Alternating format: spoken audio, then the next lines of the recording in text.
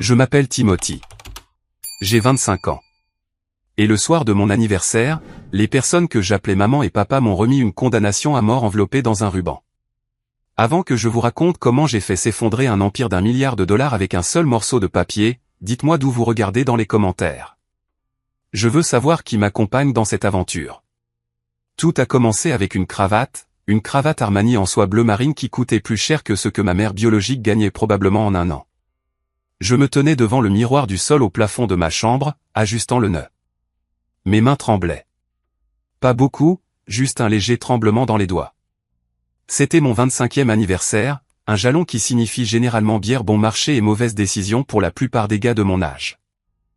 Mais pour moi, Timothy Hamilton, fils adoptif d'Arthur et Eleanor Hamilton, cela signifiait un dîner en tenue de soirée dans le restaurant le plus exclusif de Manhattan. J'ai regardé par la fenêtre. En bas, dans l'allée circulaire, la flotte était assemblée. La Rolls-Royce Phantom de mon père, une bête de voiture qui ressemblait à un coffre-fort mobile, tournait au ralenti à côté de la Lamborghini Urus de ma mère. Elle brillait sous les projecteurs, symbole du pouvoir que cette famille exerçait. J'avais une BMW dans le garage, un cadeau pour mon 21e anniversaire, mais je n'étais pas autorisé à la conduire ce soir. Ce soir, c'était une occasion familiale. J'aurais dû me sentir chanceux. Je me le répétais tous les jours. J'étais le gamin qui avait été arraché au broyeur de l'aide sociale à 17 ans, juste avant de devenir majeur et de me retrouver à la rue. Je suis passé de dormir avec un couteau sous mon oreiller à dormir sur des draps en coton égyptien. J'avais un violon qui coûtait 40 000 $. J'avais un diplôme d'un prestigieux conservatoire. J'avais une vie que des millions de personnes tueraient pour avoir. Mais en serrant cette cravate, j'avais l'impression de me mettre la corde au cou. On a frappé à la porte. Ce n'était pas une demande. C'était une notification. Arthur Hamilton est entré. C'était un homme grand, aux cheveux argentés, portant un smoking qui lui allait comme une armure. Il ne m'a pas regardé. Il a regardé le miroir, vérifiant son propre reflet derrière moi. « Redresse-toi, Timothy », a-t-il dit. Sa voix était douce, comme un scotch cher, mais elle avait toujours cette brûlure froide en descendant. « Ce soir est important. Les membres du conseil d'administration regarderont. » Je pensais que c'était un dîner d'anniversaire, papa, ai-je dit en me tournant vers lui. Il m'a finalement regardé. Ses yeux étaient gris, plats et illisibles. C'est le cas. C'est une célébration de la maturité, du devoir. La voiture attend. Il s'est retourné et est sorti. Pas de joyeux anniversaire, pas de câlin, juste des ordres. Je l'ai suivi dans le grand escalier. Eleanor attendait dans le hall. Elle était belle de cette manière figée et sans âge que les femmes riches acquièrent.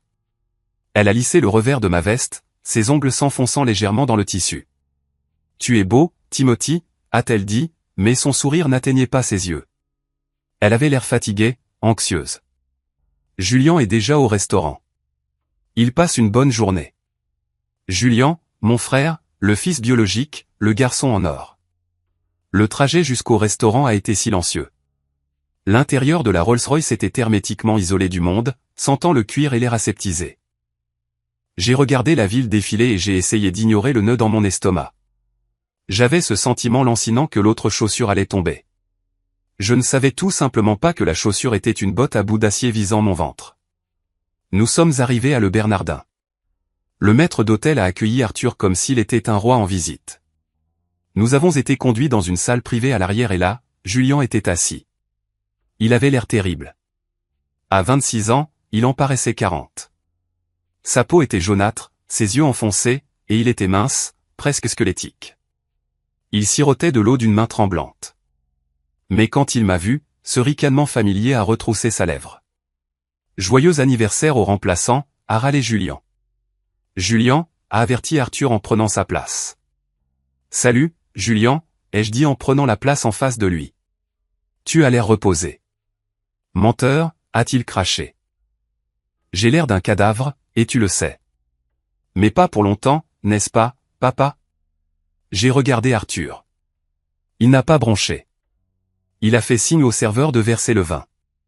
Un millésime nettement plus vieux que moi. Le dîner a été une performance angoissante. Nous avons parlé des cours de la bourse, du marché immobilier, de la nouvelle aile qu'Arthur construisait à l'hôpital. J'ai à peine goûté la nourriture. J'attendais le cadeau. Non pas que je sois avide, mais d'habitude, ils en faisaient tout un spectacle. Une montre, un portefeuille d'action, quelque chose pour montrer au monde à quel point ils étaient généreux envers leur cas de charité, leur fils. Quand les assiettes à dessert ont été débarrassées, Arthur s'est essuyé la bouche avec une serviette en lin et a posé une lourde enveloppe en manille sur la table. Il l'a fait glisser sur la nappe blanche vers moi. « Ton cadeau d'anniversaire » a dit Arthur. J'ai forcé un sourire. « Tu n'aurais pas dû, papa. » Est-ce l'acte de propriété du loft?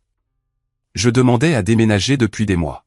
« Ouvre-la » a chuchoté Éléanore. Elle serrait son verre de vin si fort que j'ai cru que la tige allait se casser. J'ai ouvert l'enveloppe. Il n'y avait pas d'acte de propriété, pas de chèque, pas de clé de voiture. C'était un dossier médical. Mon dossier médical. Première page, rapport de compatibilité HLA. Deuxième page, analyse de la fonction rénale. Troisième page, scanner de l'anatomie hépatique. J'ai froncé les sourcils, les regardant. Je ne comprends pas. Est-ce que quelque chose ne va pas chez moi? Suis-je malade? Arthur a pris une gorgée de son vin, ses yeux se fixant sur les miens. Au contraire, Timothy, tu es en parfaite santé. Nous nous en sommes assurés. Le régime, les entraîneurs personnels, les bilans de santé réguliers. Tu es un spécimen physique. Alors qu'est-ce que c'est? Julien est en insuffisance rénale terminale, a dit Arthur calmement, comme s'il discutait d'une fusion d'entreprises. Et son foie est en train de lâcher à cause de la toxicité des médicaments. Il n'a plus beaucoup de temps. Peut-être 2 mois. J'ai regardé Julien. Il souriait maintenant, un regard prédateur et affamé. Nous avons testé tout le monde, a interrompu Éléanore, sa voix tremblante. Personne n'est compatible. La liste d'attente est trop longue. Il mourra avant d'avoir un rein. Mais toi, Arthur a pointé du doigt le dossier. Tu es compatible. Parfaitement compatible. 6 antigènes sur 6. C'est un miracle, vraiment, étant donné qu'il n'y a aucun lien de sang. Mon sang s'est glacé. La pièce semblait basculer. Que voulez-vous dire? L'opération est prévue pour mardi, a dit Arthur. Le docteur Evans effectuera la transplantation. Nous prenons un rein et un lobe de ton foie. Le foie se régénère, Timothy. Tu iras bien dans quelques mois. Je me suis levé, la chaise raclant bruyamment contre le sol. Vous voulez mes organes? Vous me demandez de me faire opérer? Nous ne demandons pas Julien Harry, un son humide et rauque. Pourquoi penses-tu qu'ils t'ont sorti de ce tas d'ordures d'orphelinat? Parce qu'ils aimaient ton jeu de violon? Sois réaliste, Tim. Tu étais un investissement. J'ai regardé Éléanore. Maman, est-ce vrai? Elle a détourné le regard, les larmes coulant sur son visage. Nous t'avons donné une vie, Timothy. Nous t'avons sauvé. Tu nous dois ça. Tu nous dois tout. Julien est notre fils. Et moi, que suis-je? Ai-je chuchoté? Des pièces. Je ne suis qu'un entrepôt de pièces de rechange. Tu es ingrat. Arthur s'est levé, sa voix baissant d'une octave, se transformant en le grognement que je craignais. Nous avons dépensé des centaines de milliers de dollars pour toi. Nous t'avons nourri, habillé, éduqué. Maintenant, il est temps de payer la facture. Je ne le ferai pas, ai-je dit, ma voix tremblante mais forte. Je ne donnerai pas mon corps pour lui. Pas après ça. Tu n'as pas le choix, a dit Arthur en boutonnant sa veste. Tu es sous mon toit. Tu es sous mon contrôle financier. Si tu sors par cette porte sans accepter, tu perds tout. Le fonds en fiducie, la voiture, les relations, ta carrière. Je te mettrai sur liste noire dans tous les orchestres du pays. Je ferai en sorte que tu finisses dans le caniveau où je t'ai trouvé. Je les ai regardés, les trois, un front uni de monstres en vêtements de créateurs. Alors je suppose que je retourne dans le caniveau, ai-je dit. Je me suis retourné et je me suis dirigé vers la porte. Mon cœur battait contre mes côtes comme un oiseau pris au piège. Timothy, a crié Éléanore. Laisse-le partir, ai-je entendu Arthur dire calmement derrière moi. Il reviendra. Il ne sait plus comment survivre là dehors. Il est devenu mou. J'ai quitté le restaurant en trombe, dans l'air frais de la nuit. Je n'ai pas attendu le voiturier.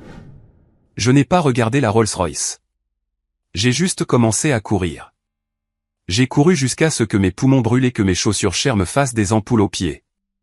Je devais m'enfuir. Mais en courant, les mots d'Arthur résonnaient dans ma tête. Il ne sait pas comment survivre. Il avait tort. Je savais comment survivre, mais je ne savais pas que la chasse venait de commencer. J'ai couru pendant 6 pâtés de maison avant de me faufiler dans une station de métro bondée. L'adrénaline se dissipait, remplacée par une horreur froide et insidieuse. Je me suis appuyé contre le mur carrelé, haletant, agrippant les revers de mon smoking. Les gens me dévisageaient. Un type en costume à $2000 en hyperventilation à côté d'un distributeur automatique n'est pas quelque chose que l'on voit tous les jours, mais je m'en fichais. Mon esprit tournait à plein régime, rembobinant 8 années de ma vie. C'était comme regarder un film où l'on repère enfin le tueur à l'arrière-plan de chaque scène. Je suis revenu au jour où je les ai rencontrés. J'avais 17 ans, assis dans le bureau du directeur du foyer. J'avais une lèvre fendue à cause d'une bagarre pour une place sous la douche. Je sentais le détergent bon marché et le désespoir. Puis Arthur et Eleanor Hamilton sont entrés. On aurait dit qu'ils sortaient d'un magazine. Ils n'ont pas regardé la saleté. Ils m'ont regardé. Il joue du violon, avait demandé Eleanor en regardant mon dossier cabossé. Autodidacte, avait dit l'assistante sociale. Il a l'oreille. Arthur avait tourné autour de moi, me toisant comme s'il achetait un cheval de course. Il m'a demandé de me lever. Il a vérifié mes dents. Il a posé des questions sur mes antécédents médicaux, en particulier si j'avais des antécédents de diabète ou de maladie cardiaque dans mon arbre généalogique inconnu. À l'époque, j'ai pensé qu'il était juste méticuleux, une figure paternelle attentionnée. Maintenant, je savais qu'il vérifiait la marchandise. Je me suis souvenu de la première semaine au manoir. Le luxe était écrasant, mais les règles étaient strictes. Étrangement strictes. Pas de sport de contact. Nous ne voulons pas que tu te casses un doigt et que tu ruines ta musique, avait dit Eleanor. Des conneries. Il ne voulait pas que je me rompe un rein. Régime bio strict. Pas de sucre transformé. Pas de soda. Un chef personnel qui préparait des repas qui avaient le goût du carton mais qui étaient riches en nutriments. Absolument pas d'alcool. Même à 21 ans, Arthur avait renvoyé un serveur lors d'un gala une fois pour m'avoir servi une coupe de champagne. Il a une constitution sensible, avait menti Arthur aux invités. Tout prenait sens. Chaque supplément vitaminique, chaque jogging obligatoire, chaque prise de sang à des fins d'assurance. Ils n'élevaient pas un fil. Ils cultivaient un donneur d'organes. Ils engraissaient le veau. Je me suis détaché du mur du métro. Je devais réfléchir. J'ai vérifié mes poches. Portefeuille, téléphone. C'est tout. J'avais peut-être $300 en espèces et une carte de crédit qui était certainement liée au compte d'Arthur. Mon téléphone a vibré. Un texto de Julien. Ne sois pas stupide, frangin. Papa gèle les comptes demain matin. Rentre à la maison. Donne-moi le rein et tu auras 5 millions en espèces, net d'impôts. Pense-y. J'ai regardé l'écran. 5 millions de dollars. Pour eux, c'était de la menue monnaie. Pour moi, c'était le prix de mon âme. Mais ce n'était pas seulement une question d'argent ou d'organes. C'était la trahison. Les 3 années qu'ils avaient passées à faire semblant de m'aimer pendant que Julien tombait de plus en plus malade. Je me suis souvenu d'un moment de l'été dernier. Nous étions dans les hantons. Julien avait accidenté sa Porsche 911 GT3 contre un arbre. Il était ivre. J'étais sur le siège passager. Je m'en suis sorti avec des contusions. Julien s'est cassé le bras. Arthur était arrivé à l'hôpital en furie. Il ne s'est pas précipité vers Julien. Il s'est précipité vers moi. Il a attrapé le médecin par le col. Vérifié son abdomen. Y a-t-il une hémorragie interne? Le foie est-il compromis? J'avais pleuré cette nuit-là. Touché que mon père se soucie tant de moi. Quel imbécile j'étais. Il ne vérifiait pas son fils. Il vérifiait son inventaire. J'ai tapé une réponse à Julien, va en enfer. Puis j'ai bloqué le numéro. J'avais besoin d'un endroit où aller. Je ne pouvais pas aller chez mes amis du conservatoire. Ils étaient tous liés au Hamilton. Arthur était un donateur de l'école. Il me trouverait en 1 heure. Puis j'ai pensé à Rachel. Rachel était mon ancre. Nous étions ensemble depuis 2 ans. C'était une barista que j'avais rencontrée dans un café près du campus, l'un des rares endroits où j'allais qui n'était pas approuvé par Eleanor. Elle était réelle. Elle conduisait une Honda cabossée, riait fort et détestait la prétention de mon monde. C'était la seule personne qui connaissait les cauchemars que je faisais encore à propos du foyer d'accueil. J'ai composé son numéro. Elle a décroché à la 2e sonnerie. « Tim, pourquoi chuchotes-tu ? » « J'ai besoin d'aide, Rach. Quelque chose de grave est arrivé. Je les ai quittés. »« Quoi ? Qui ? » ?»« Mes parents. »« Ils. » »« C'est fou, Rachel. Ils veulent me découper. Ils veulent mon rein pour Julien. » Il y a eu une pause. « Oh mon Dieu. Tim, où es-tu ? » ?»« À la station de la 59e rue. »« Je viens te chercher. »« Oui. Oui. Viens directement ici. Je suis à l'appartement. Dépêche-toi. » J'ai monté les escaliers du métro et j'ai hélé un taxi. Je n'ai pas utilisé l'application. Je ne voulais pas de traces numériques. J'ai payé le chauffeur en espèces pour qu'il m'emmène à Brooklyn. Assis à l'arrière du taxi, regardant la ligne d'horizon s'éloigner, j'ai senti une lueur d'espoir. Rachel saurait quoi faire. Nous avions parlé de nous marier. Nous avions parlé de nous enfuir en Europe. C'était peut-être le coup de pouce dont nous avions besoin. Je pourrais enseigner la musique. Elle pourrait peindre. Nous serions pauvres, mais nous serions libres. Le taxi m'a déposé à un pâté de maison de son immeuble. Il pleuvait maintenant, une bruine froide et misérable. J'ai couru jusqu'à son brownstone, j'ai sonné à l'interphone et elle m'a immédiatement ouvert. Quand je suis entré dans son petit appartement, la chaleur m'a frappé. Il sentait la vanille et la térébenthine. Rachel se tenait au milieu du salon, vêtue d'un pull trop grand. Elle avait l'air inquiète. Tim, elle s'est précipitée et m'a serré dans ses bras. J'ai enfoui mon visage dans ses cheveux, la tension quittant enfin mes épaules. Ce sont des monstres, Rach, ai-je sangloté, laissant tout sortir pour la première fois. C'était un mensonge. 8 ans. Tout. Chut, c'est bon. Elle m'a caressé le dos. Assieds-toi. Je vais te faire du thé. Tu trembles. Je me suis assis sur son canapé usé. Elle est allée dans la petite cuisine. J'ai entendu la bouilloire fonctionner. J'ai pris une profonde inspiration, essayant de planifier. J'avais besoin d'un avocat, un vrai, pas un de ces requins d'entreprise d'Arthur. J'avais besoin de mon acte de naissance, de mon passeport. Mes yeux ont erré sur sa table basse. Il y avait une pile de courriers, des factures pour la plupart, mais dépassant d'un magazine se trouvait une épaisse enveloppe avec un logo familier. Hamilton Holdings. Mon cœur a fait un bond. Pourquoi Rachel aurait-elle du courrier de l'entreprise de mon père? J'ai tendu la main et j'ai sorti l'enveloppe. Elle n'avait pas été postée. Il n'y avait pas de timbre. Elle avait été remise en main propre. Rachel, ai-je appelé. Qu'est-ce que c'est? Presque prêt, a-t-elle crié de la cuisine. J'ai ouvert l'enveloppe. À l'intérieur se trouvait un contrat de service confidentiel. Partie A, Arthur Hamilton. Partie B, Rachel Miller. Sujet, surveillance et stabilisation émotionnelle du sujet TH. Je ne pouvais plus respirer. Les mots dansaient devant mes yeux. Clause 4.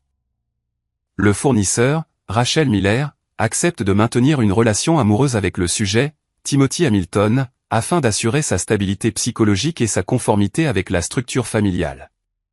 Clause 5. Le fournisseur doit signaler immédiatement tout comportement imprudent, abus de substance ou risque de fuite. Joint au contrat se trouvait un chèque daté d'hier. Montant, $100 000. Mémo, prime de rétention. La bouilloire a sifflé. Un son aigu et strident. Rachel est entrée avec 2 tasses. Elle a vu les papiers dans ma main. Elle s'est arrêtée net. L'inquiétude a disparu de son visage, remplacée par un air agacé, comme si elle avait été surprise en train de sauter une corvée. « Tu n'étais pas censé voir ça », a-t-elle dit en posant les tasses. Toi, ai-je étouffé. Tu travailles pour eux. Elle a soupiré, croisant les bras. Tim, écoute. Ce n'est pas comme ça. Enfin, ça a commencé comme ça. Ils m'ont approché il y a 2 ans. Ils avaient besoin de quelqu'un pour te garder les pieds sur terre. Quelqu'un pour s'assurer que tu ne dérapes pas comme Julien. Tu as été payé pour sortir avec moi. Je me suis levé, le papier se froissant dans mon poing. Chaque rendez-vous, chaque baiser, la fois où nous sommes allés à la plage. C'était des heures facturables? Ne sois pas dramatique, a-t-elle dit, sa voix froide. Je tiens à toi, Tim, mais soyons réalistes. Tu es une vache à lait et ça. Elle a fait un geste vers son appartement. Cette vie est dure. Ton père a proposé de rembourser mes prêts étudiants et de me donner un salaire. Je serais une idiote de dire non. Je t'aimais, ai-je chuchoté. Et je t'aime bien, Tim. Vraiment. C'est pourquoi tu devrais m'écouter. J'ai appelé Arthur juste avant que tu n'arrives. Je me suis figé. Tu as quoi? Il est en route, a-t-elle dit en regardant sa montre. Avec l'équipe de sécurité. Tim, fais juste l'opération. C'est un rein. Les gens vivent avec un seul rein tout le temps. Avec l'argent qu'ils te donneront, on pourra vraiment avoir une belle vie. On pourra. Je ne l'ai pas laissé finir. J'ai jeté la tasse de thé chaud contre le mur à côté de sa tête. Elle s'est brisée, éclaboussant du liquide chaud partout. Elle a crié et s'est baissée. Je n'ai pas regardé en arrière. J'ai attrapé mon manteau et je me suis précipité vers la porte. Tim, tu ne peux pas t'enfuir, a-t-elle crié après moi. Ils ont des traqueurs surtout. J'ai claqué la porte et j'ai descendu les escaliers 3 par 3. Je suis sorti dans la rue juste au moment où un SUV noir tournait au coin. Ses phares balayaient la route mouillée par la pluie. Ils étaient là. Le SUV noir a freiné brusquement devant l'immeuble de Rachel. 2 hommes en costume sombre en sont sortis. La sécurité privée d'Arthur. Je les connaissais. L'un était Miller, un ex-militaire qui me conduisait à l'école. Il n'était pas là pour me conduire en classe ce soir. Je me suis caché derrière une camionnette garée, mon cœur battant contre mes côtes comme un marteau-piqueur. Vérifiez la sortie arrière, a aboyé Miller. J'ai rampé dans la direction opposée, en restant bas. Je connaissais mieux le quartier qu'eux. Rachel m'avait traîné dans toutes les boutiques vintage et les bars miteux dans un rayon de 5 pâtés de maison. J'ai traversé une ruelle qui sentait les ordures pourries et le carton mouillé, grimpant par-dessus une clôture en grillage. Ma veste de smoking s'est accrochée et s'est déchirée, mais j'ai continué à avancer. J'avais besoin d'un véhicule. Je ne pouvais pas utiliser d'application, pas de carte de crédit. J'étais un fantôme dans ma propre ville.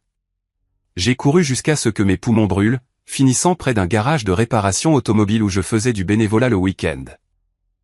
Une de mes rares rébellions contre la règle, pas de travail manuel, d'Arthur. Il était fermé, mais je savais où était cachée la clé de rechange de la dépanneuse. À l'intérieur du faux rocher creux près de la porte latérale. Je l'ai trouvé. Mes mains tremblaient en déverrouillant le vieux Ford F-150. Il sentait la graisse et le tabac rassis, l'odeur de la liberté. J'ai tourné la clé et le moteur a rugi. Je n'ai pas allumé les phares. J'ai quitté le parking en trombe, vérifiant le rétroviseur toutes les 3 secondes. J'ai conduit pendant 1 heure, sortant de la ville en direction du seul endroit où j'espérais qu'il ne chercherait pas, ou peut-être le seul endroit où il chercherait en dernier.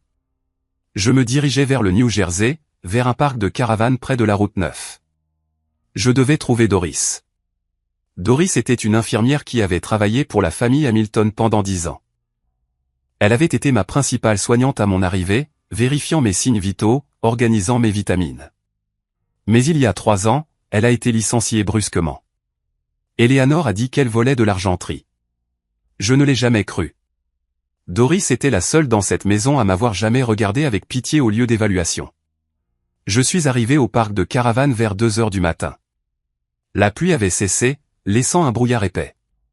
J'ai trouvé sa caravane, numéro 42. Une lumière était allumée à l'intérieur. J'ai frappé. Allez-vous-en. J'ai un fusil de chasse, a crié une voix rauque.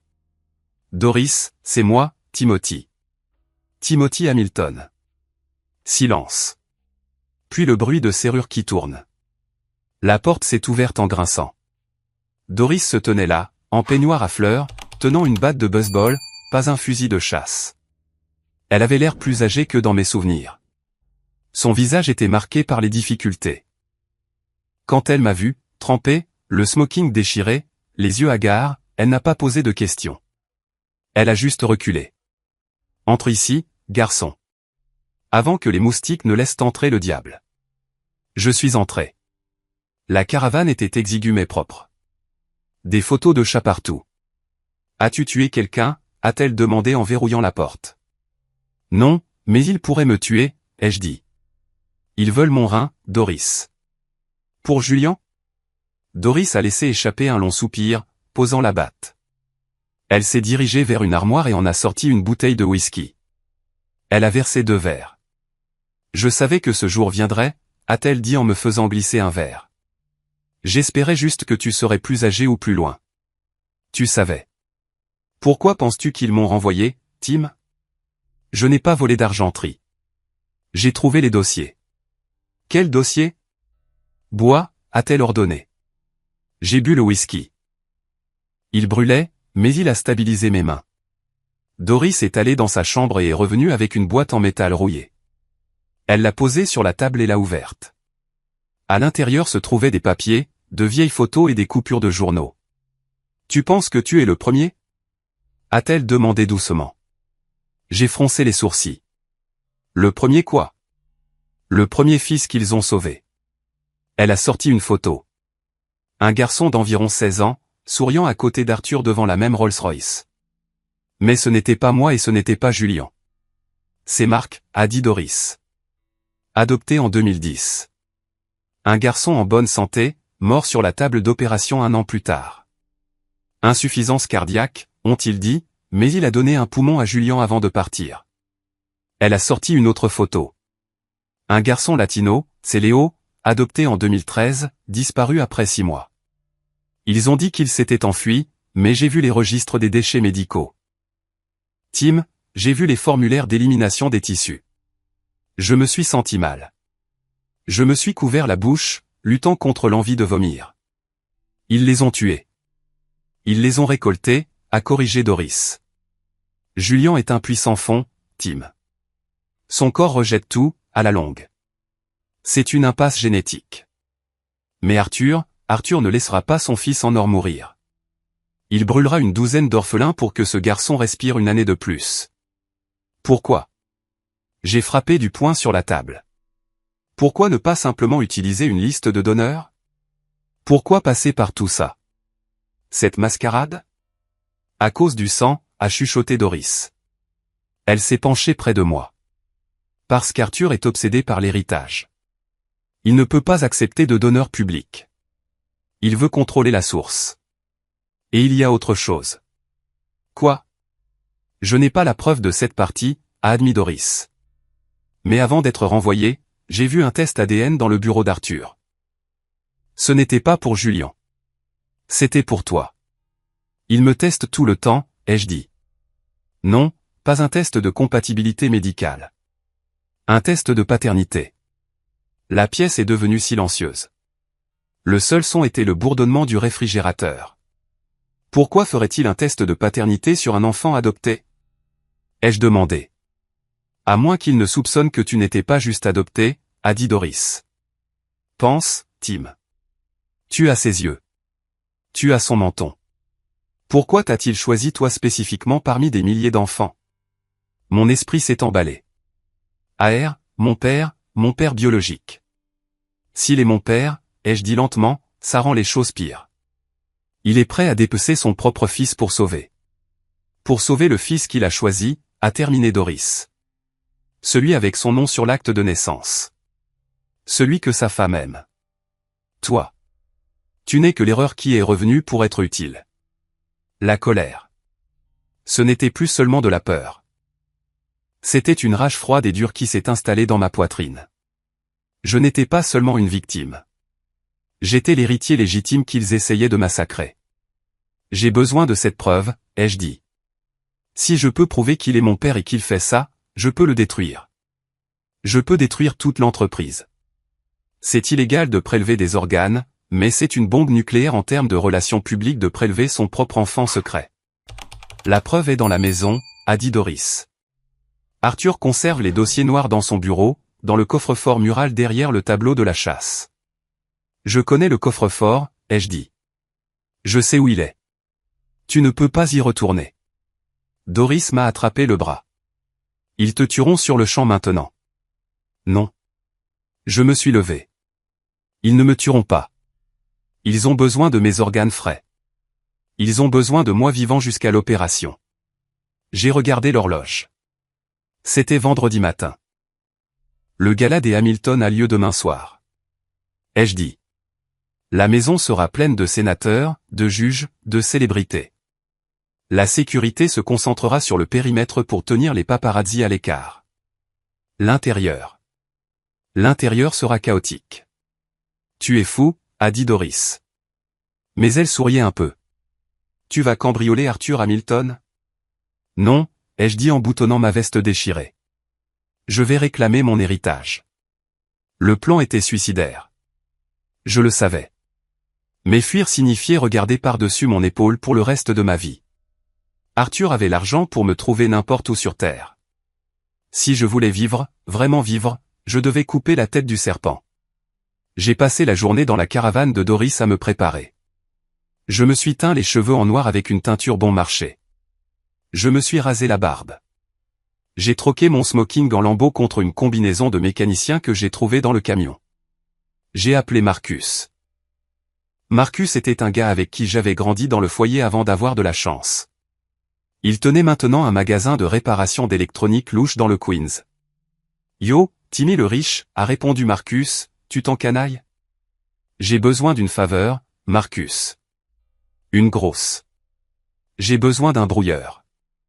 Quelque chose qui coupe les signaux Wi-Fi et cellulaires locaux pendant environ 5 minutes. Et j'ai besoin d'un drone. Tu prévois un braquage ou une fête? Les deux. Tu peux le faire pour toi? Bien sûr, mais ça va te coûter. Pas de l'argent. Je veux monter dans cette fantôme. Si on réussit, Marcus, je te donnerai la fantôme. Nous nous sommes rencontrés dans un dîner près des limites de la ville. Marcus m'a tendu un sac à dos. Le brouilleur de signaux et la boîte noire. Le drone est dans la mallette. Il a une caméra dont le flux est lié à ce téléphone jetable. Quelle est la cible? Ma maison, ai-je dit. Marcus a sifflé. Merde.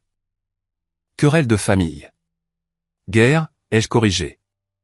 Le samedi soir est arrivé. Le domaine des Hamilton était illuminé comme Versailles.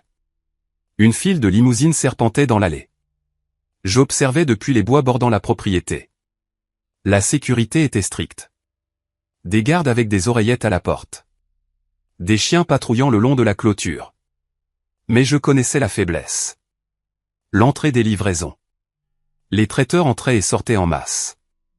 Des camionnettes pleines de champagne, de caviar et de sculptures de glace. J'ai attendu qu'une camionnette de Pierre S. Catering ralentisse pour passer la porte de service. Je suis sorti des bois et j'ai roulé sous le châssis. Je me suis accroché au soubassement graisseux, mes muscles criant alors que la camionnette cahotait sur les pavés. Nous avons passé le point de contrôle. Livraison de cuisine. Allez-y. La camionnette s'est arrêtée au quai de chargement. Je suis tombé et j'ai roulé dans l'ombre du conteneur à ordures. J'étais dedans. Je me suis glissé dans la cuisine par la porte latérale. C'était le chaos. Des chefs qui criaient, des serveurs qui couraient avec des plateaux. Dans ma combinaison, je ressemblais juste à un autre agent d'entretien réparant un lave-vaisselle. J'ai attrapé une caisse de légumes et j'ai traversé la cuisine. La tête baissée. J'ai atteint l'ascenseur de service. Je l'ai pris jusqu'au 2e étage, les quartiers de la famille.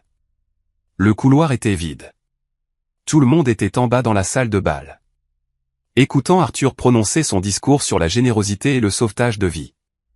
L'ironie me faisait bouillir le sang. Je me suis glissé vers le bureau principal. La porte était verrouillée. J'ai utilisé une clé à tension et un crochet, une compétence que j'ai apprise dans les foyers d'accueil, pas au conservatoire. La serrure a cliqué. Je suis entré et j'ai fermé la porte. Le bureau sentait le cigare et le vieux cuir. Je suis allé directement au tableau, Une immense peinture à l'huile d'une chasse au renard. Je l'ai ouvert. Il y avait le coffre-fort, un clavier numérique. Je n'avais pas le code, mais je connaissais Arthur. C'était un narcissique. Il n'utiliserait pas un nombre aléatoire. Il utiliserait une date significative pour son succès. J'ai essayé la date de création de l'entreprise. Erreur. J'ai essayé son anniversaire de mariage. Erreur. Un dernier essai avant que le système ne se verrouille et n'alerte la sécurité. J'ai pensé à ce qui comptait pour lui. Pas moi, pas sa femme. Julien. J'ai tapé l'anniversaire de Julien.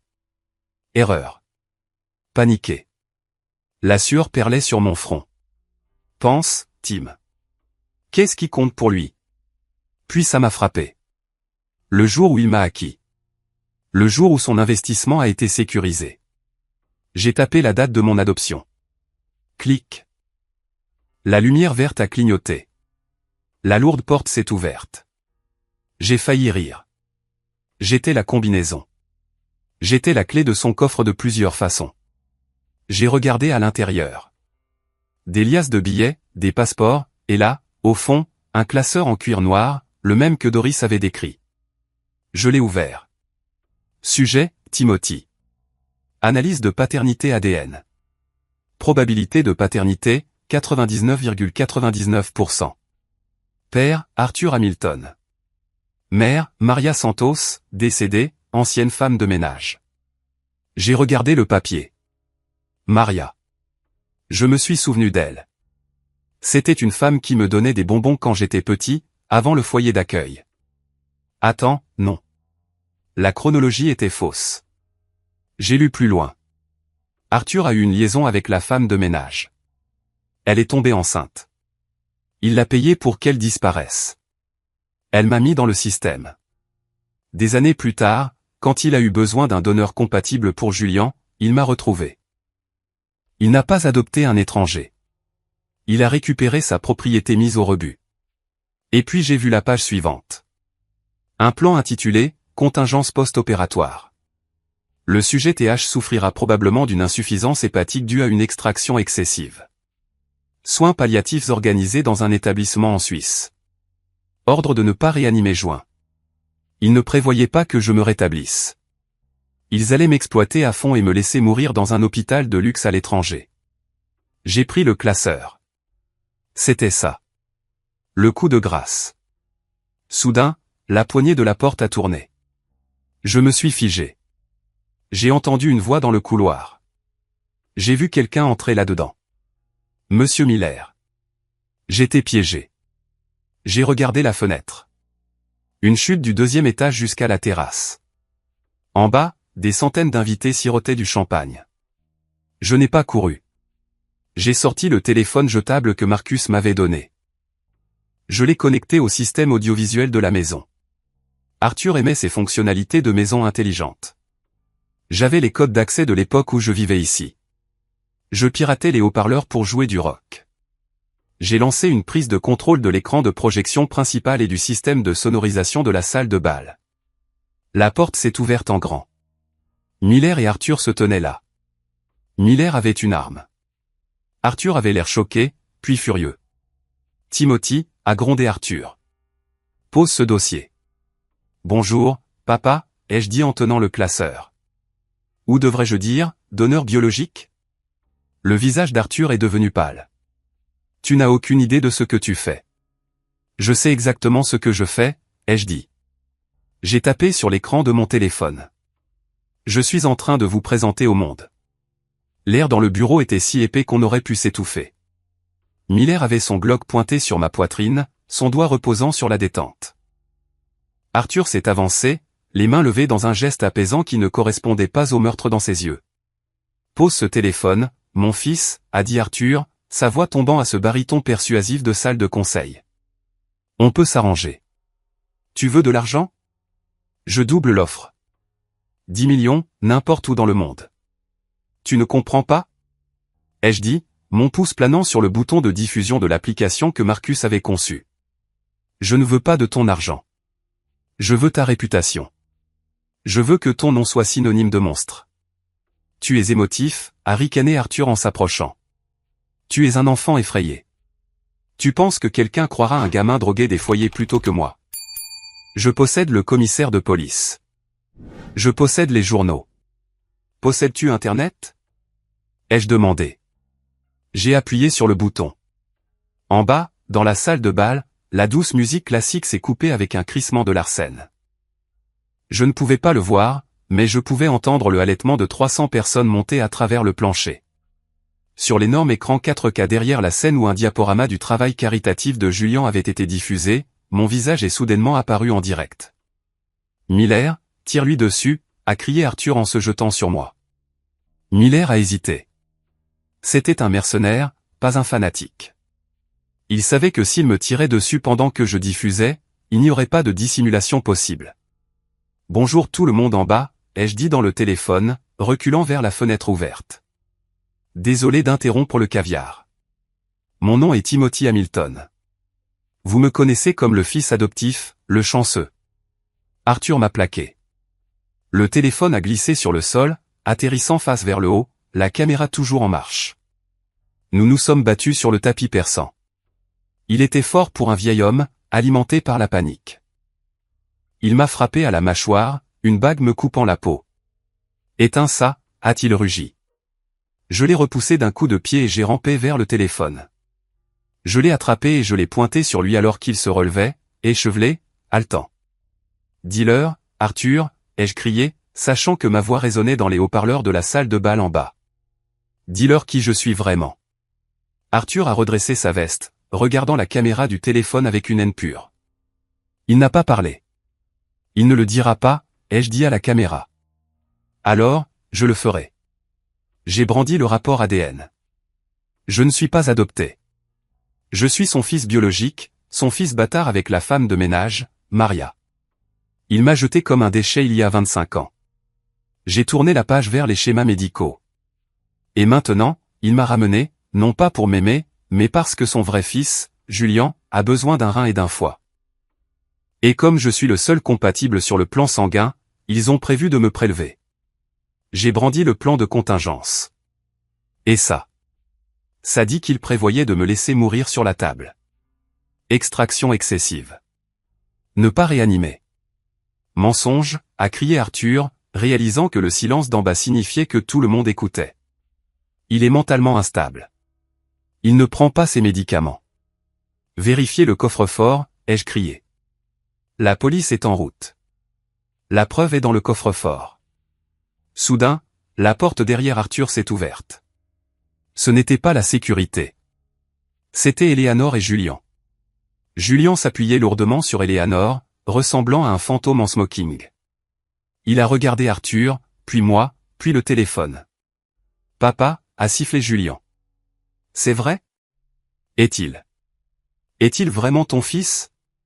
Arthur s'est retourné. Julian, retourne te coucher. Tu m'as dit qu'il n'était personne, a dit Julian, sa voix gagnant une force étrange. Tu as dit qu'il n'était qu'un récipient. Tu as dit qu'il n'avait pas d'importance. Il n'a pas d'importance, a lancé Arthur. Tu es l'héritier. Tu es le Hamilton.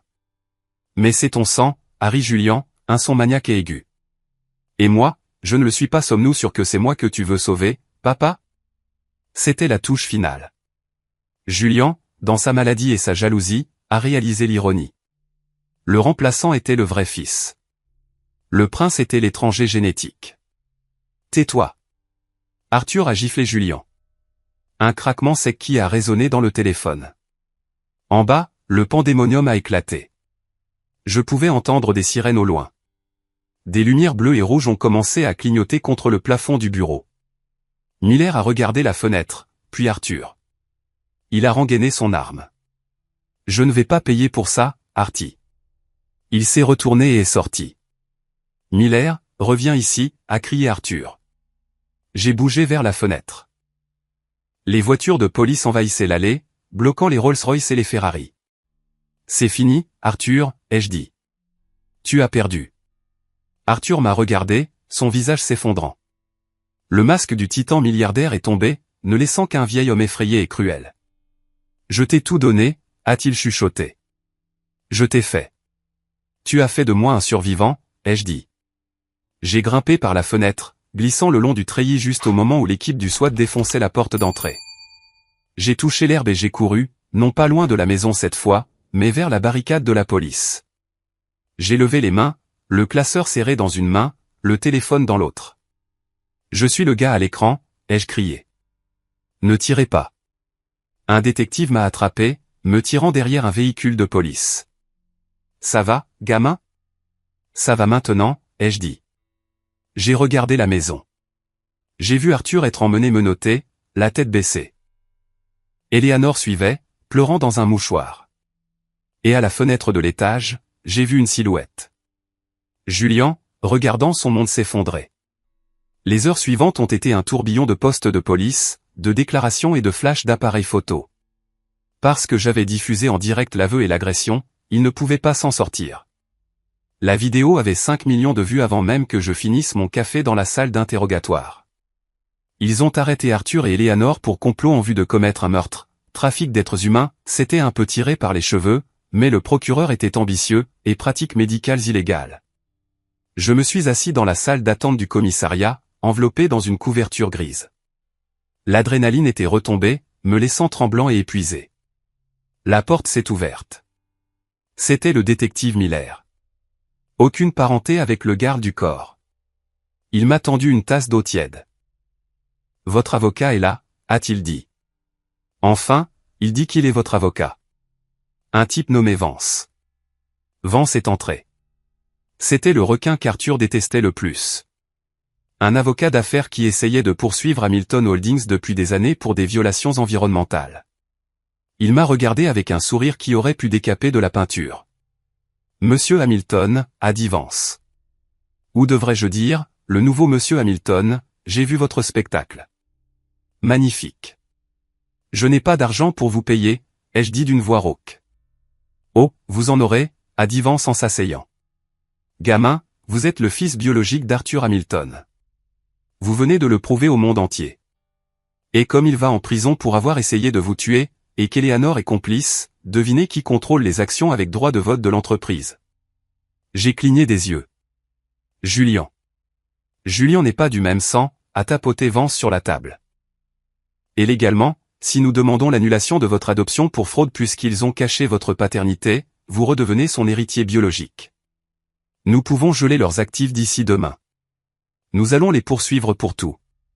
Dommages et intérêts, détresse émotionnelle, tentative de coups et blessures. On prendra la maison, les voitures, l'entreprise, tout. Ça sonnait bien. Mais je ne me souciais pas de l'entreprise. Je me souciais de ma sécurité. Et Julian ? Ai-je demandé. Il est à l'hôpital Saint-Jude, a dit Vance. Sous garde policière. Son état est critique. Sans la transplantation, Vance a haussé les épaules. Le karma est une garce. Je suis sorti du commissariat à l'aube. Les paparazzis étaient là, un mur de flash. Je me suis frayé un chemin à travers eux, montant dans la voiture de Vance. Mon téléphone, que la police m'avait rendu, a explosé de notifications. Des milliers de messages. Un CD marqué. Rachel. Tim, s'il te plaît, appelle-moi. J'avais peur. Ils m'ont menacé. Je t'aime. S'il te plaît, laisse-moi t'expliquer. J'ai regardé le message. Je me suis souvenu du chèque. 100 000 $. C'était le prix de mon cœur. Je n'ai pas répondu. Je ne l'ai pas bloqué. J'ai juste supprimé la conversation. L'indifférence est une punition pire que la haine. Elle devrait vivre en sachant qu'elle avait misé sur le mauvais cheval. Elle a vendu un milliardaire pour 100 000 $. Nous sommes passés devant le domaine des Hamilton une dernière fois. C'était une scène de crime maintenant. Du ruban jaune entourait les portes dorées. La Rolls-Royce était emportée sur une dépanneuse. La Lamborghini était déjà partie. J'ai regardé mon reflet dans la vitre de la voiture. La teinture s'estompait. Mon visage était meurtri. Ma lèvre était coupée. Mais mes yeux étaient clairs. Pendant 25 ans, j'avais été un pion, un projet d'orphelin, une pièce de rechange. Aujourd'hui, j'étais juste Timothy. Et pour la première fois de ma vie, l'avenir ne leur appartenait pas. Il m'appartenait. 6 mois. C'est exactement le temps qu'il faut pour démanteler une dynastie, si vous retirez la bonne brique de la fondation. La dernière fois que je vous ai parlé, je tremblais à l'arrière d'une voiture de police, regardant les lumières bleues clignoter contre le manoir qui était autrefois ma prison. Aujourd'hui, la vue est un peu différente. Je suis assis dans un bureau en hauteur à Midtown, regardant les fourmis qui s'agitent sur le trottoir. En face de moi, à mon bureau, se trouve Vance, mon avocat, qui sourit actuellement comme un requin qui vient de sentir le sang dans l'eau. La bataille juridique n'a pas été un combat. Ce fut un massacre. Lorsque le test ADN est devenu public, l'Empire Hamilton ne s'est pas seulement fissuré. Il s'est brisé. Le conseil d'administration a évincé Arthur en 48 heures pour sauver le cours de l'action. Ça n'a pas marché. L'enquête a révélé que les dons de bienfaisance qu'Arthur avait faits à certains hôpitaux étrangers étaient en fait des paiements pour un réseau de trafic d'organes sur le marché noir. Nous avons passé des semaines en déposition. Je suis resté assis dans une pièce qui sentait le café rassis et le parfum cher, regardant mes parents se retourner l'un contre l'autre. C'était fascinant et horrifiant. La procédure de divorce a commencé avant même le procès pénal. Eleanor a affirmé qu'elle était victime de la coercition d'Arthur, qu'elle ne connaissait pas le plan de me laisser mourir. Arthur a affirmé que c'était l'idée d'Eleanor, que son obsession de sauver Julian les avait conduits à la folie.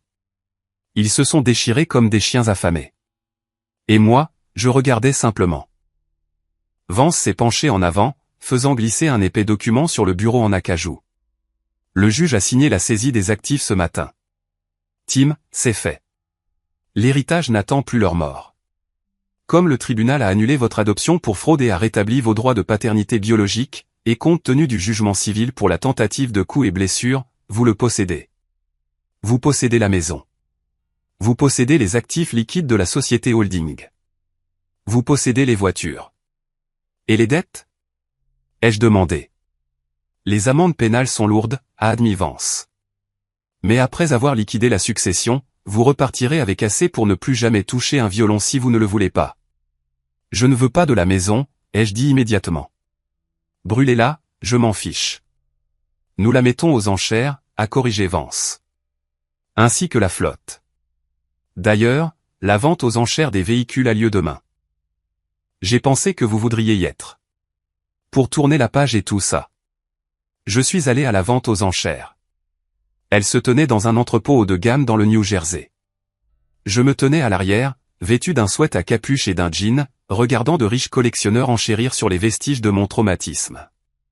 J'ai regardé la Lamborghini Urus, la fierté d'Eleanor, la voiture qu'elle utilisait pour se rendre à ses déjeuners de charité, être vendue à un PDG de la Silicon Valley. J'ai regardé la Porsche 911 GT3 de Julian, celle qu'il avait accidentée et remplacée comme un jouet, aller à un jeune homme qui ressemblait trop à Julian à mon goût. Puis est venue la Rolls-Royce Phantom, le trône sur roue d'Arthur, la voiture dans laquelle je n'avais pas le droit de respirer de travers. Alors que le commissaire-priseur énumérait les spécifications, j'ai senti une main sur mon épaule. C'était Marcus. « Tu vas enchérir, patron ?» a demandé Marcus. « Tu m'as promis un tour. »« Je ne l'achète pas, Marcus, ai-je dit. Je la laisse partir. » Le marteau est tombé. Vendu pour 400 000. On fera un tour dans quelque chose de mieux, ai-je dit à Marcus. Quelque chose qu'on aura gagné. Mais la vraie clôture n'était pas les voitures. C'était la visite que j'ai faite 2 jours plus tard. Je suis allé à Riker Island. Arthur y était détenu sans caution, considéré comme un risque de fuite élevé. Le voir en combinaison orange, dépouillé de ses costumes italiens et de sa dignité, était déconcertant. Il avait l'air plus petit. La présence imposante qui remplissait autrefois une pièce avait disparu, remplacée par la posture affaissée d'un vieil homme vaincu. Il a décroché le téléphone à travers le plexiglas. Il ne m'a pas regardé. Il a regardé ses mains. « Tu es venu te vanter ?» a-t-il râlé. « Non, ai-je dit. Je suis venu poser des questions sur Maria. » Arthur a tressailli.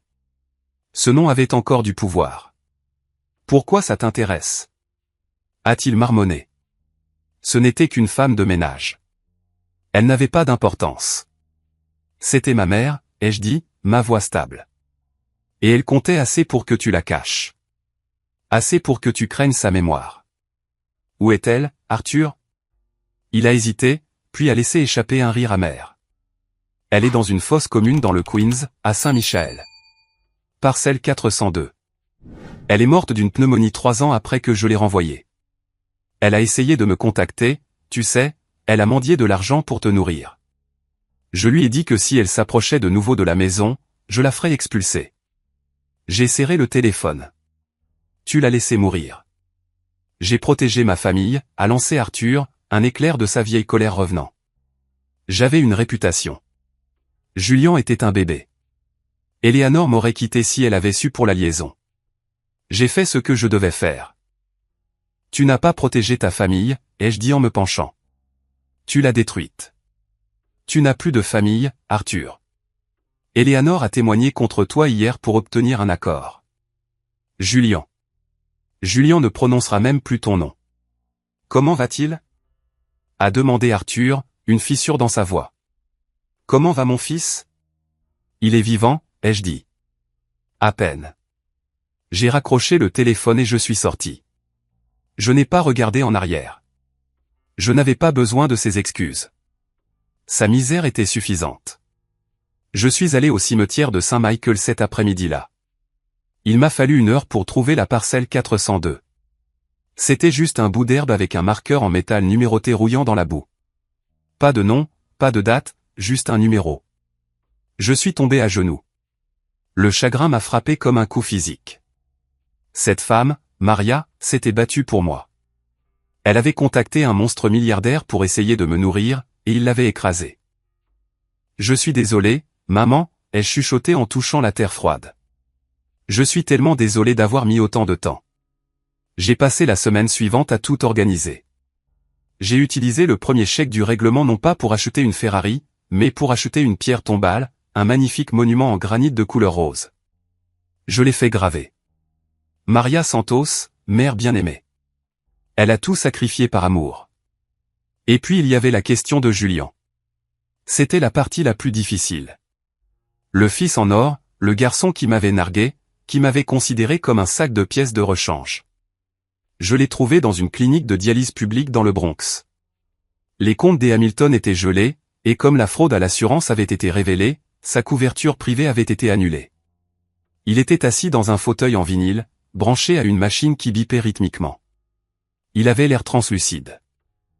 Ses cheveux s'éclaircissaient et ses vêtements de créateur pendaient sur lui comme des haillons. Il ne m'a pas vu au début. Il fixait le plafond, des larmes coulant silencieusement de ses yeux. Julian, ai-je dit doucement. Il a sursauté, me regardant avec de grands yeux terrifiés. Il a essayé de se redresser, mais il était trop faible. Qu'est-ce que tu veux, a-t-il sifflé. Tu veux débrancher la prise? Vas-y, fais-le. Je ne suis pas un meurtrier, Julian, ai-je dit en tirant une chaise en plastique. C'est le travail de ton père. Il n'est pas mon père, a craché Julian. C'est un menteur.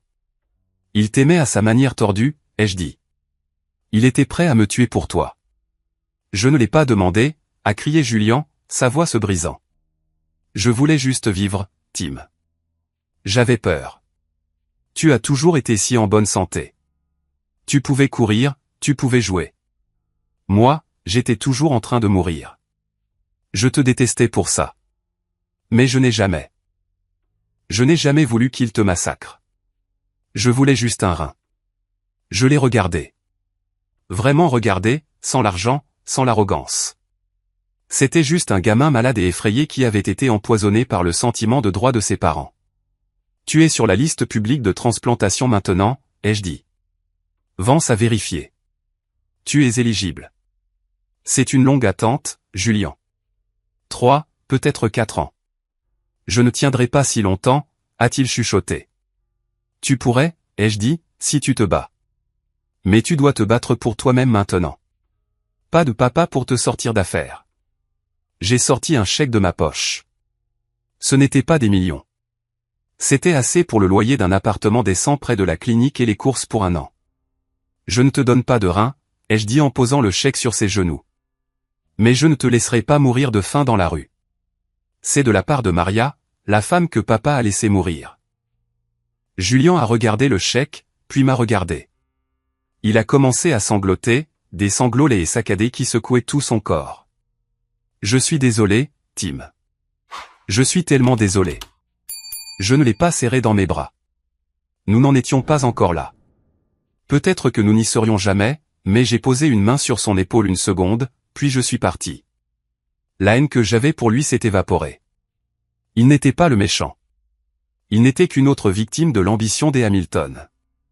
3 mois plus tard, les lumières de la salle de concert étaient aveuglantes, mais cette fois, elles ne ressemblaient pas à une lampe d'interrogatoire. Elles ressemblaient au soleil. Je me tenais au centre de la scène de la Brooklyn Academy of Music. Ce n'était pas le mai où Arthur avait une loge privée, mais c'était plein à craquer. Chaque siège était occupé, non pas par des mondains et des diamants qui ne venaient que pour être vus, mais par de vraies personnes, des étudiants, des travailleurs, des habitants curieux qui avaient suivi le scandale des Hamilton aux informations et voulaient voir le garçon qui avait fait tomber un géant. J'ai ajusté mon nœud papillon. Ce n'était pas de l'Armani. C'était une marque locale que j'aimais. Au premier rang, j'ai vu ma vraie famille. Il y avait Doris, vêtue d'une robe à paillettes probablement démodée depuis 20 ans et absolument magnifique.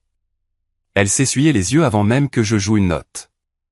C'est elle qui m'a sauvé la vie. C'était la figure maternelle que j'avais choisie. À côté d'elle se trouvait Marcus, mal à l'aise en costume, mais souriant comme s'il avait gagné au loto. Il m'a fait un pouce levé. Il gérait maintenant ma sécurité. Une sécurité légitime, pas des espions.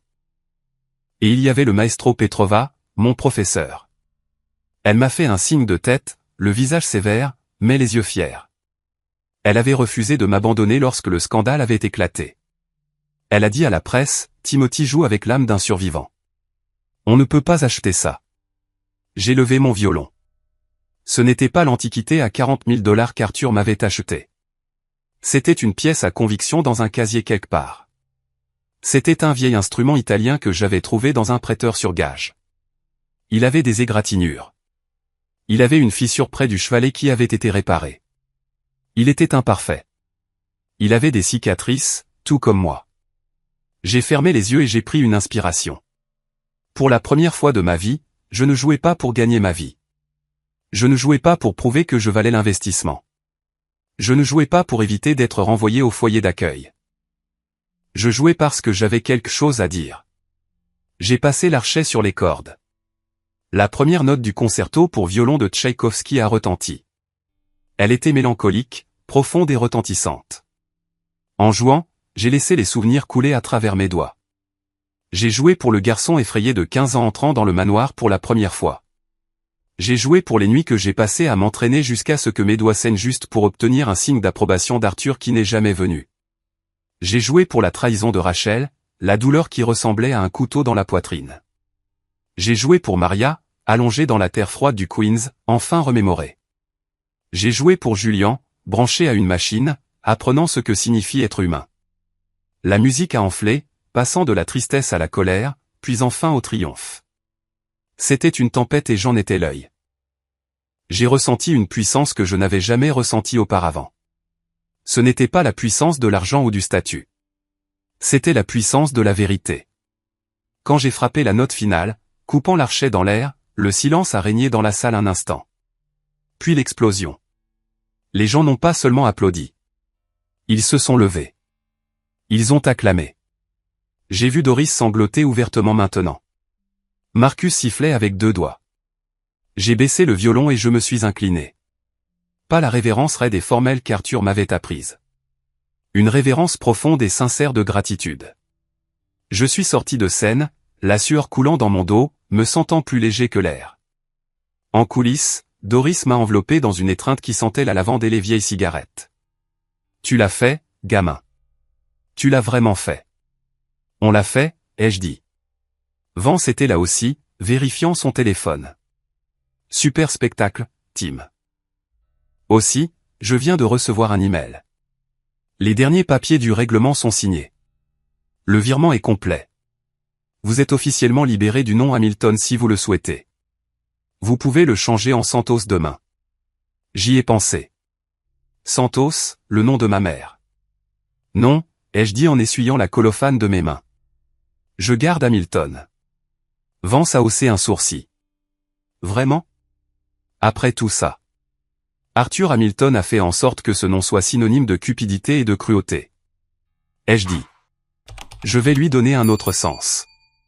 Je vais utiliser son argent pour réparer le système d'aide sociale à l'enfance qu'il a exploité. Je vais financer la recherche sur le don d'organes pour que des gens comme Julian n'aient pas à dépendre des marchés noirs. Je vais nettoyer le nom. Vance a souri, un sourire sincère cette fois.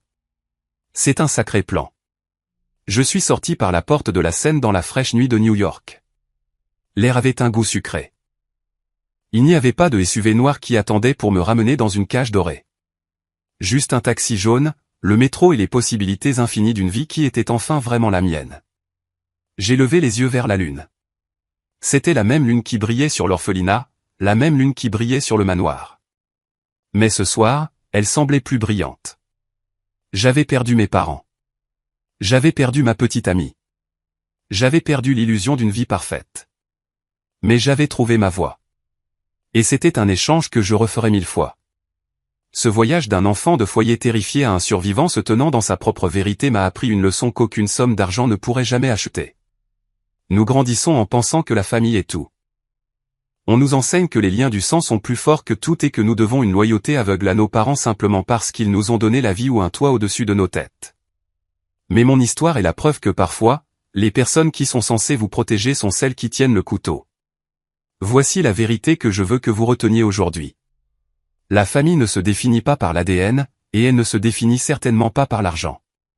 La famille, ce sont les gens qui vous soutiennent quand vous n'avez rien.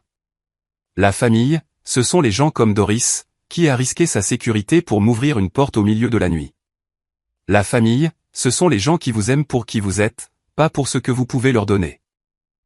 Si vous êtes dans une situation où vous vous sentez utilisé, contrôlé ou valorisé uniquement pour votre utilité, que ce soit par un partenaire, un patron ou même vos parents, s'il vous plaît, sachez ceci. Vous avez le pouvoir de partir. Ce sera effrayant. Cela pourrait vous coûter du confort, mais votre dignité et votre vie valent plus que n'importe quel héritage. Vous n'êtes pas une pièce de rechange dans la vie de quelqu'un d'autre. Vous êtes le personnage principal de la vôtre. Je veux vous entendre. Que signifie la vraie famille pour vous? Sont-ce les personnes avec qui vous êtes né ou celles que vous avez trouvées en chemin? Laissez un commentaire ci-dessous avec votre histoire ou si cette vidéo a résonné en vous, commentez simplement « bien » pour que je sache que nous sommes sur la même longueur d'onde. Merci d'avoir écouté mon histoire. Restez en sécurité, restez fort et ne laissez jamais personne mettre un prix sur votre âme.